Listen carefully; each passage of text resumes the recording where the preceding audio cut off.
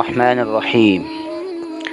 اللہ تعالیٰ نے ہمیں بہت ساری نعمتوں اور دولتوں سے نوازا ہے، جس میں سب سے بڑی دولت ایمان کی دولت ہے، اسلام کی دولت ہے، حضرت محمد مصطفیٰ صلی اللہ علیہ وسلم کی امت میں پیدا ہونے کی دولت ہے، اور قرآن کی دولت ہے۔ مختلف انعامات ہیں جو اللہ تعالیٰ نے ہم انسانوں پر کیے ہیں۔ ایک چیز یہ ہے کہ ہم اللہ کی جانب سے ملی ہوئی دولتوں اور نعمتوں کو باقی کیسے رکھیں۔ قرآن کریم میں اور مختلف احادیث میں نعمتوں کے باقی رکھنے کے لیے مختلف تدبیریں اور طریقے بتائے گئے ہیں، جس میں سے سب سے اہم چیز شکر الہی ہے کہ جب اللہ تعالیٰ کوئی نعمت دیں تو اس پر جتنا زیادہ شکر ادا کریں گے وہ نعمت اتنی ہی زیادہ باقی رہے گی اور بڑھے گی۔ قرآن کریم میں یہ اعلان کیا گیا ہے، لَإِن شَكَرْتُمْ لَأَزِيدَنَّكُمْ، اگر تم شکر کرو گے تو ہم یقیناً اس میں اضافہ کریں گے، بڑھائیں گے۔ تو شکر کرنے کی وجہ سے نعمتیں باقی بھی رہتی ہیں اور بڑھتی بھی ہیں۔ اور ایک روایت ہے جو مجھے اس وقت آپ کے سامنے پیش کرنی ہے، بڑی اہم ہے اور ہمارے لیے اس میں بہت کچھ سبق ہے، خاص طور پر ان لوگوں کے لیے جنہیں اللہ نے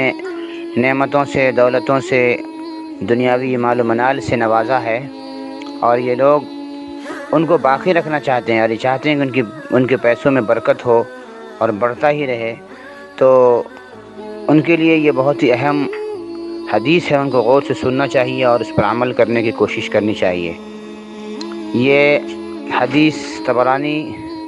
اور ابو نعیم کی حلیہ میں اور اسی طریقے سے جامع صغیر وغیرہ میں بیان کی گئی ہے اور حدیث صحیح ہے، جسے منتخب حدیث کے اندر اردو والی جو کتاب ہے اس کے اندر صفحہ نمبر 486 کے اندر بھی ذکر کیا گیا ہے۔ حضرت عبداللہ بن عمر رضی اللہ عنہ سے روایت ہے، آپ نے فرمایا کہ رسول اللہ صلی اللہ علیہ وسلم کا ارشاد گرامی ہے، ان للہ تعالی اقواما یختصهم بالنعم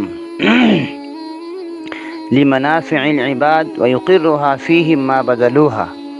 فإذا منعوها نزعها منهم فحولها إلى غيرهم۔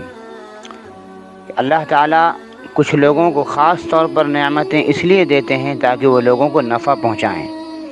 جب تک وہ لوگوں کو نفع پہنچاتے رہتے ہیں اللہ تعالیٰ ان کو ان نعمتوں ہی میں رکھتے ہیں، یعنی ان کی نعمتیں باقی بھی رہتی ہیں اور اس نعمت کو قرار بھی رہتا ہے، یعنی اور جب وہ ایسا کرنا چھوڑ دیتے ہیں تو اللہ تعالیٰ ان سے وہ نعمتیں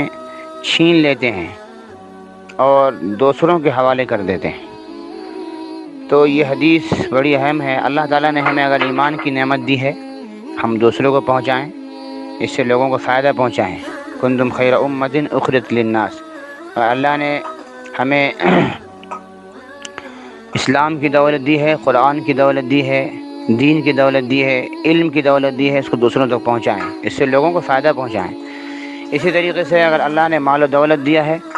تو ہم اس کے ذریعے سے غریبوں کی، یتیموں کی، مسکینوں کی، محتاجوں کی، ضرورت مندوں کی مدد کریں تاکہ ان کی پریشانیاں دور ہوں، اور یہ سمجھیں کہ اللہ نے ہمیں اس کی توفیق دی ہے، ہمیں ایک موقع دیا ہے اور ہم پر احسان کیا ہے کہ ہم کسی کے سامنے کٹورا لے کر کے یا ہاتھ پھیلا کر کے کھڑے نہیں ہوتے، بلکہ اللہ نے ہمیں اس لائق بنایا ہے کہ ہم دوسروں کی مدد کر سکیں۔ تو ظاہر سی بات اس پر جتنا بھی شکر ادا کیا جائے کم ہے۔ تو حضور یہ فرما رہے ہیں کہ جب کوئی شخص ان نعمتوں میں اللہ تعالیٰ کی جانب سے جب اس کو عطا کیا جاتا ہے، اگر وہ لوگوں کو اس سے نفع پہنچاتا ہے تو نعمتیں اس کی باقی رہتی ہیں، اور اگر وہ اس کو روکنا شروع کرتا ہے، یہ سوچتا ہے کہ میرا مال خرچ ہو جائے گا اور پھر وہ بخیلی کرنا شروع کرتا ہے، تو اللہ اس کی نعمتوں کو چھین لیتے ہیں اور پھر وہ نعمتیں دوسروں کو عطا کر دیتے ہیں۔ لہذا ہمیں اس کا خاص خیال رکھنا چاہیے،